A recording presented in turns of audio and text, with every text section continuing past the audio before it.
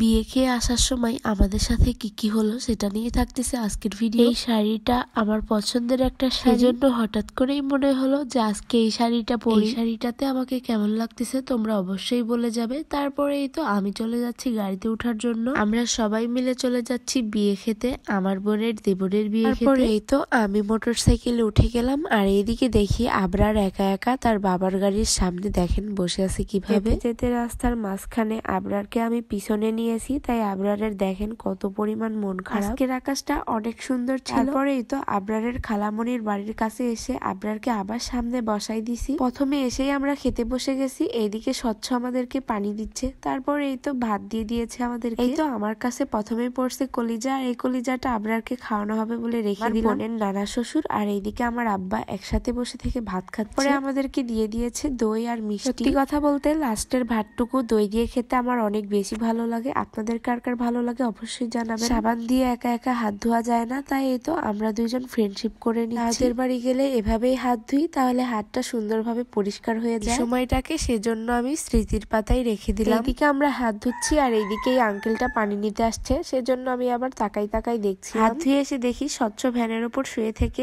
গড়াগড়ি খাচ্ছে, তাই তাকে একটু ভিডিও করে নিলাম। স্বচ্ছ আমার বোনের দেবর হয় সম্পর্কে। কথা বলতে স্বচ্ছকে আমার অনেক বেশি ভালো লাগে, আর স্বচ্ছ খেতে অনেক বেশি পছন্দ করে আমাদের মতো। দিকে আবরারের অবস্থা দেখেন, আবরার তার খালামণিকে অনেকদিন পর পেয়ে তার কোল থেকে আর নামতেই চাচ্ছে। আবরারের নানি আবরারকে খাওয়াচ্ছে, আর আবরারের খালামণি নিয়ে বসে আছে। আমার কোনো ঝামেলা নেই, আসলে খালা আর নানি থাকলে মায়েদের কোনো ঝামেলা করতে হয় না। খাওয়া দাওয়া শেষে আমরা বউ দেখতে চলে এসেছি। মাশাআল্লাহ বউ অনেক সুন্দর। দেখতে এসে আবরার অনেক কান্না করতে লাগছে। তার খালামণি তার হাতে একটা গোলাপ ফুল দিতেই সে থেমে গেল। জানি না গোলাপ ফুল বিষয়ে সে কি বুঝে। বিকেলে গাড়িতে উঠলে অনেক ঠান্ডা, তাই এই তো আবরারকে তার শীতের পোশাকগুলো পরিয়ে দিয়েছি। আর শাড়ির উপর শুধু পিছলে যাচ্ছিল আবরার, তাই আবরারকে তার নারীর কোলে দিয়েছি। যাই হোক, আল্লাহ যা করে ভালোর জন্যই করে। আমার কোলে থাকলে পড়ে যেত। যেতে যেতে দেখি মাটির রাস্তাতে বিশাল বড় একটা সাপ, আর গাড়ি ব্রেক করতেই আমি পড়ে যেতে লাগছিলাম, আর গাড়ি ব্রেক না করলে সাপটা মারা যেত। যাওয়ার সময় দেখি রাস্তার পাশে একটা সরিষার ক্ষেত, আর সরিষার ফুলগুলো দেখতে অনেক সুন্দর লাগছিল, তাই